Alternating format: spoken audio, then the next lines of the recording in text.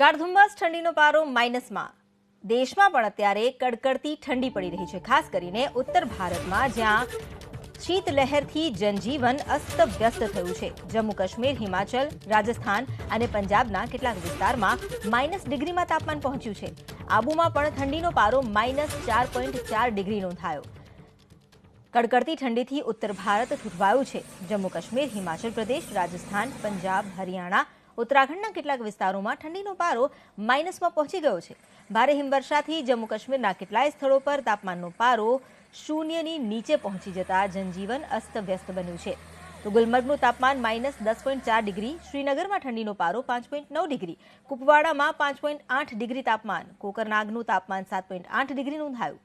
હિમાચલ પ્રદેશમાં પણ કેટલાક સ્થળો પર ઠંડીનો પારો શૂન્યની નીચે રહ્યો. કિલોંગમાં ઠંડીનો પારો -12.2 ડિગ્રી રહ્યો. મનાલીમાં ઠંડીનો પારો -1.6 ડિગ્રી પહોંચ્યો. રાજસ્થાનના માઉન્ટ આબુમાં ઠંડીનો પારો -4.4 ડિગ્રીએ પહોંચી ગયો. 7 જાન્યુઆરીથી આખા ઉત્તર ભારતમાં કોલ્ડ વેવ વધે તેવી હવામાન વિભાગે આગાહી વ્યક્ત કરી છે.